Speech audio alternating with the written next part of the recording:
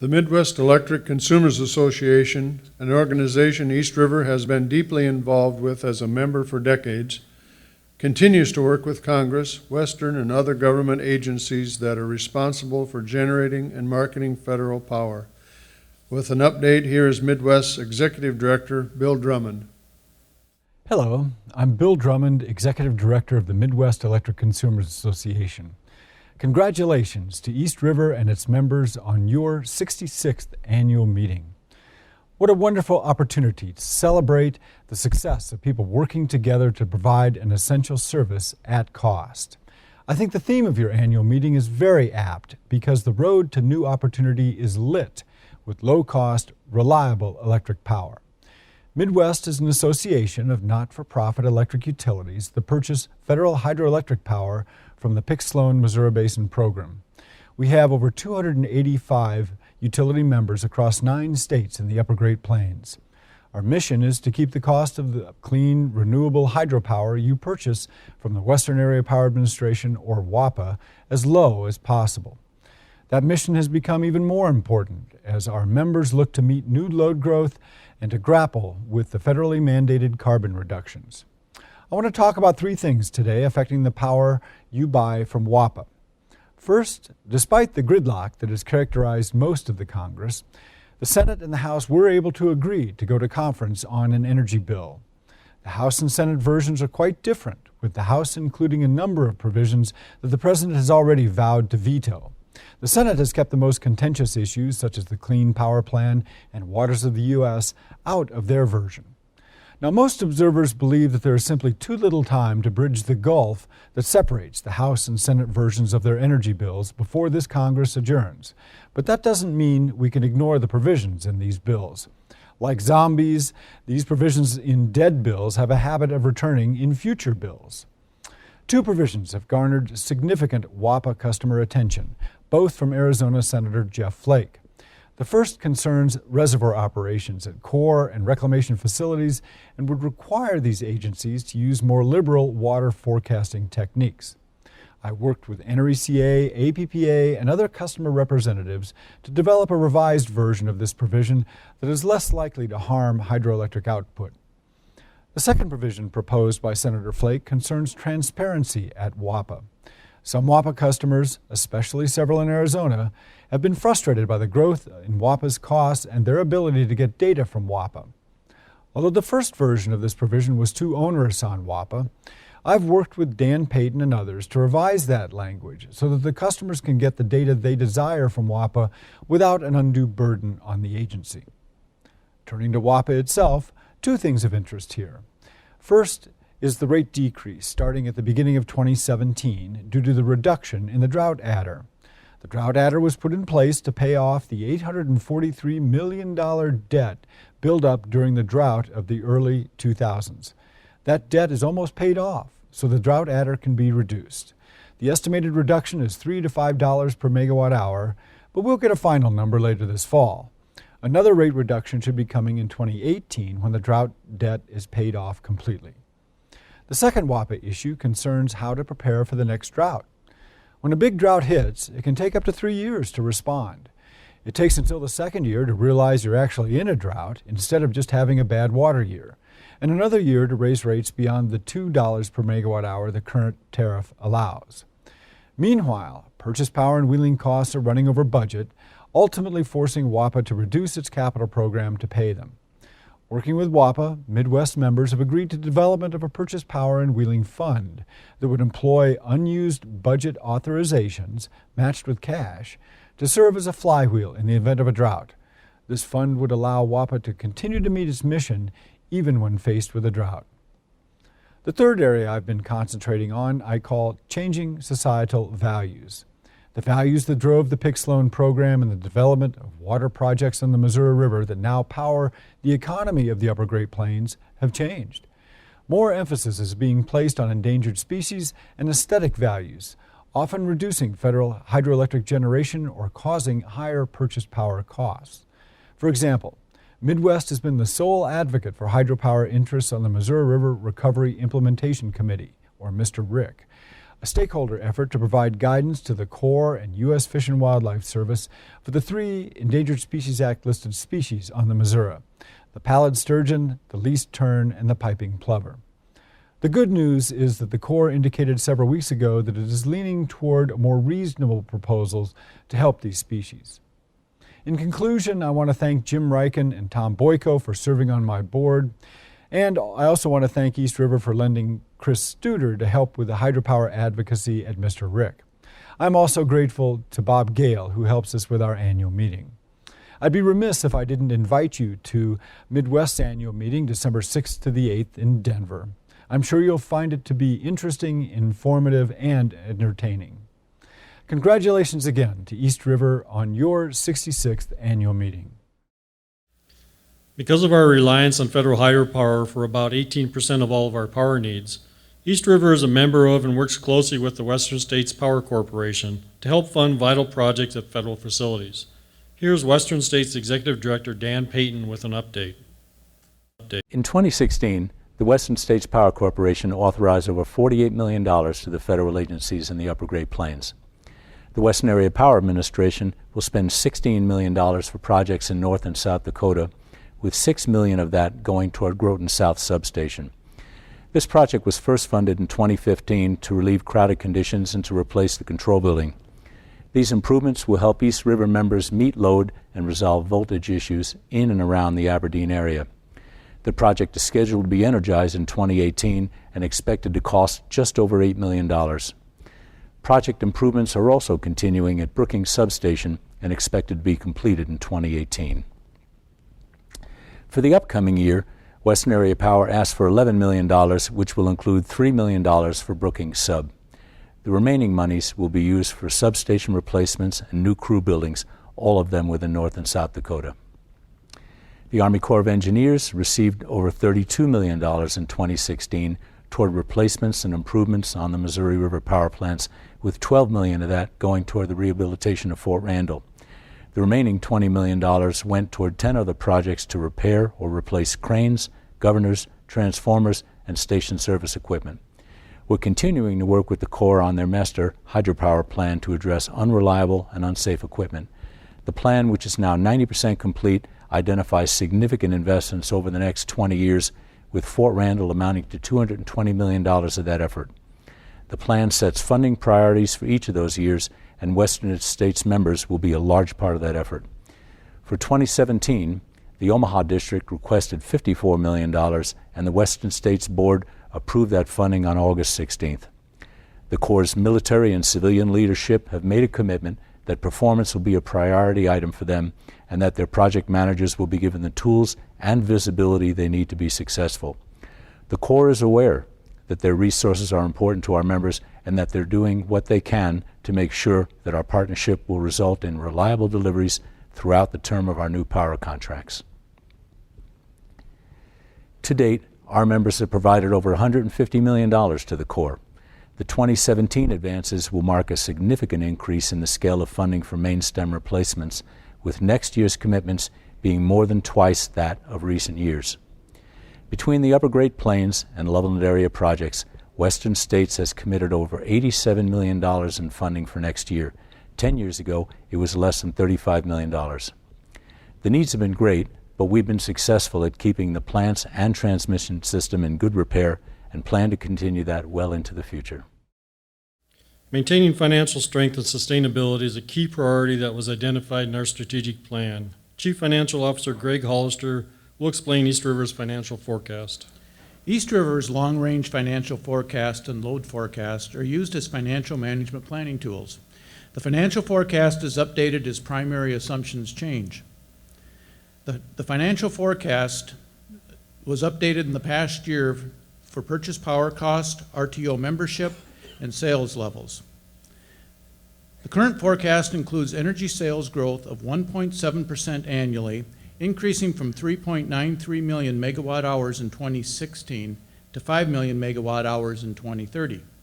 The average rate to members increases over the 14-year span of the forecast at an annual rate of 2%. After the 2017 increase addressed earlier, the East River average rate is projected to be relatively stable for a number of years. Electric plant additions average $38 million annually during the forecast, with the current electric plant 4-year construction work plan totaling $142 million. RUS and East River closed a $131.7 million long-term loan in 2015. This loan and existing loan funds will provide financing of East River's capital expansion projects over the next several years. During 2015, East River took advantage of the low interest rate environment and refinanced $21.6 million of the RUS direct loans with CoBank. A key responsibility of the East River Board of Directors is to ensure the financial strength and sustainability of the organization. East River Board Treasurer Bert Rogness will provide us with a financial update. Thank you, Jim. The East River Board of Directors has a fiduciary role to ensure the financial stability and sustainability of the cooperative, and our board members take this role very seriously. The board meets every year with an independent auditor to take a look at East River's financial condition. Last year, the board met with Jeff Knobloch, a certified public accountant and partner of the Eide Bailey accounting firm.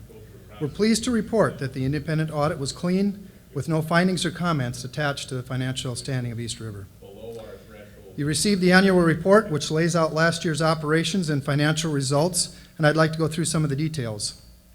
East River experienced another year of strong energy sales in 2015, with about 3.7 million megawatt hours sold. That's almost 3% above budget and about 2.5% less than the year before. The 2015 peak load was 640 megawatts, 45 megawatts above the budget of 595.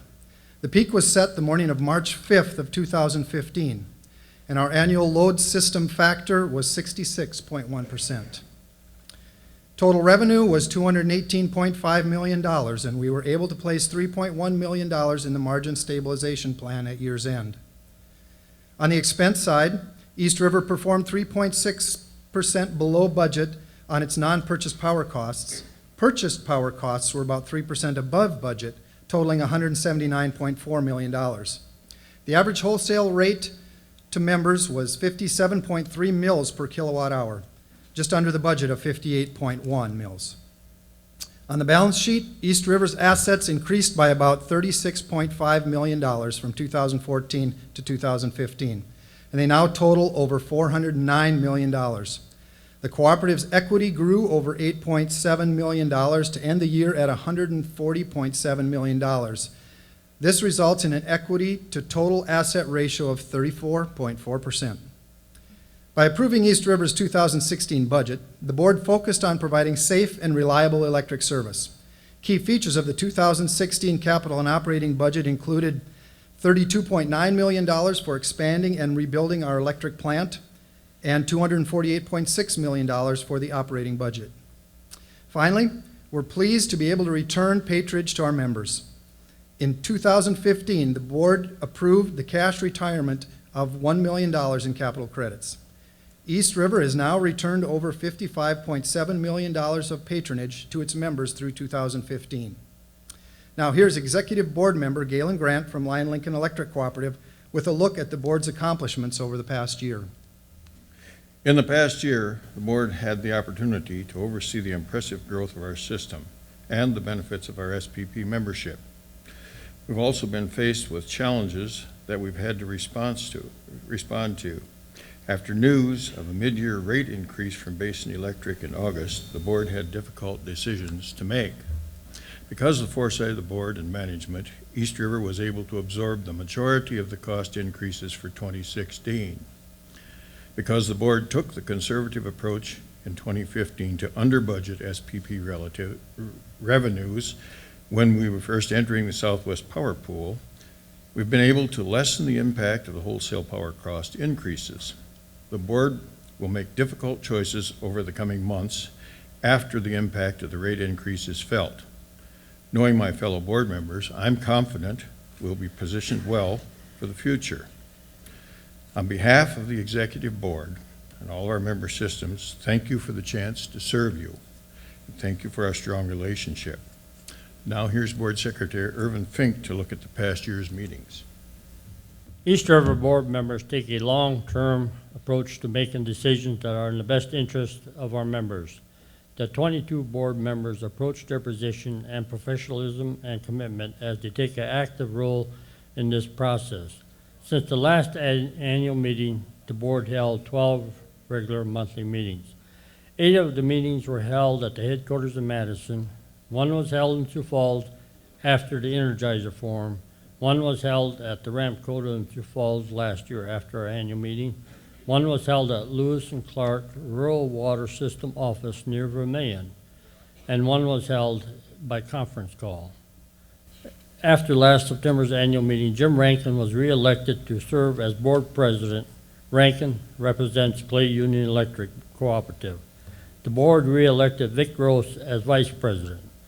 Gross is the Northern Electric representative on the board. Bert Rodness was re-elected as board treasurer representing HD Electric, and now was re-elected to serve as board secretary representing Douglas Electric. Now here's Vice President Vic Gross. East River had welcomed 2 new board members in the past year. During the September meeting last year, Ron Jorgensen was seated on the board representing East River's 4 Class D members, Agrilite, Meeker, Redwood, and South Central.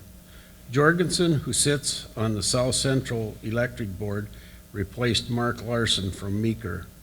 Our newest board member is Don Schertevin, representing Union County Electric. Don replaced Richard Daly, who retired earlier this year. Don was seated at the board in the May board meeting. We want to thank Dick and Mark for their service on the board and welcome our 2 newest board members. And this will be my last annual meeting as an East River director. I am term limited on the Northern Board. So this will be my last official meeting. The new board member representing Northern Electric will be Mark Sumption. I want to wish him the best in his new position. I want to say a special thank you to the East River Board and the staff for their support and friendship. Thank you, Vic, for your 8 years of service on East River Board of Directors. Your passion for electric cooperatives and your commitment to East River are very much appreciated, and we wish you and Twyla all the best in the future. The East River Managers Advisory Committee, which includes managers representing East River's 25-member system, meets monthly to discuss issues affecting our service territory. Here are current MAC Chairman Dave Eide and former MAC Chairman Brad Chardine with more information on this past year of MAC meetings. I was very fortunate to finish up Jeff Nelson's last year as a general manager and work with Jeff, and then start the first year with Tom Boyko. Tom brings a lot of experience with markets and those types of things, and it was really a great learning experience for me, and working with both Jeff with all of his experience and Tom coming new online. The benefits of us getting together, there are just so many things going on in our industry these days, be it the distributed generation, the legislative issues. Nowadays, whether somebody's dealing with solar power or putting in solar arrays, or somebody's got wind experience, or they got customer service issues at their local co-ops, there just seems to be always something new that the groups bring together each and every month. Everybody comes from such a different background. There's linemen there, office managers, ex-office managers, member services types, engineers.